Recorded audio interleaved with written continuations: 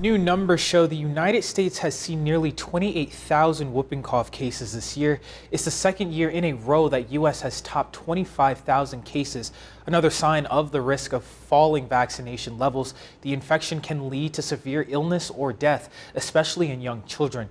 Roughly a third of babies younger than 1 have had whooping cough require hospitalization.